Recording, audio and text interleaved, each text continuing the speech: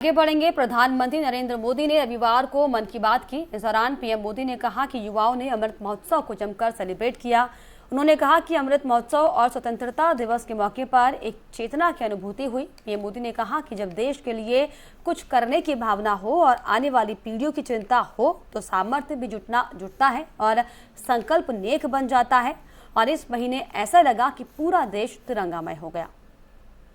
बच्चों ने, युवा साथियों ने तो अमृत महोत्सव पर खूब सुंदर सुंदर चित्र और कलाकारी भी बनाकर भेजी है। आजादी के इस महीने में हमारे पूरे देश में हर शहर, हर गांव में अमृत महोत्सव की अमृत धारा बह रही है। अमृत महोत्सव और स्वतंत्रता दिवस के इस विशेष अवसर पर हमने देश की सामूहिक शक्ति के दर्शन किए हैं। एक चेतना की अनुभूति हुई है। इतना बड़ा देश, इतनी विविधताएं, लेकिन जब बात तिरंगा फहराने की आई तो हर कोई एक ही भावना में बहता दिखाई दिया। तिरंगे के गौरव के प्रथम प्रहरी बनकर लोग खुद आगे आए। हमने स्वच्छता अभियान और वैक्सीनेशन अभियान में भी देश की स्पिरिट को देखा था।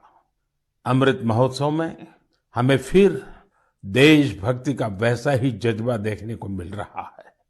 हमारे सैनिकों ने ऊंची ऊंची पहाड़ की चोटियों पर, देश की सीमाओं पर और बीच समंदर में तिरंगा फहराया।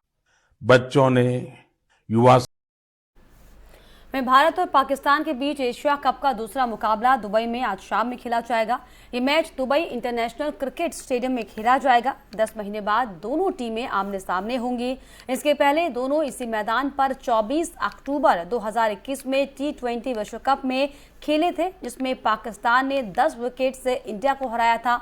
दोनों ही टीमें एशिया कप के खिताब का प्रबल दावेदार दोनों को माना जा रहा है और ये मैच जीतने वाली टीम खिताब की तरफ एक कदम बढ़ा देगी। दोनों टीमों के प्रमुख गेंदबाज चोट की वजह से बाहर हैं। इसके बावजूद कांटे की टक्कर होना तय है। पिछली बार जब दोनों टीमें आमने सामने हुई थी तब विराट कोहली कप्तान थे। उन्होंने T20 वर्ल्ड कप से पहले ही बता दिया था कि वे टूर्नामेंट के बाद ही T20 की कप्तानी छोड़ देंगे। वर्ल्ड कप के बाद रोहित शर्मा नियमित कप्तान बने थे। पहली बार रोहित शर्मा पाकिस्तान के खिलाफ कप्तानी करेंगे। वहीं विराट कोहली का बल्ला भी काफी समय से खामोश रहा है। ब्रेक के बाद एक बार फिर से फैंस को विराट के बल्ले से रनों का इंतजार है।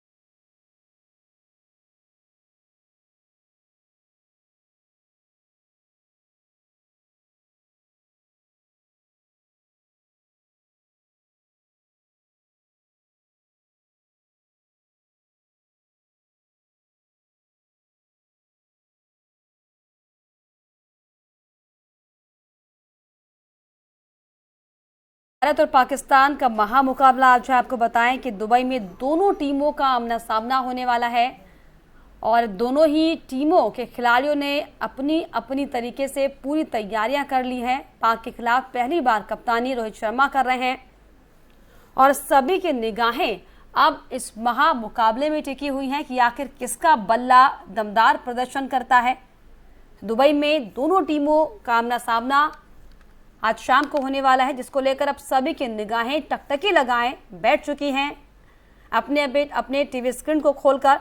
और सबसे बड़ी बात यह है कि विराट कोहली, जिसका बल्ला लंबे समय से खामोश था, तमाम फैंस जो है वो इंतजार कर रहे थे, लेकिन अब एक लंबे ब्रेक के बाद फिर से फैंस को विराट के बल्ले से रनों का इंतजार है।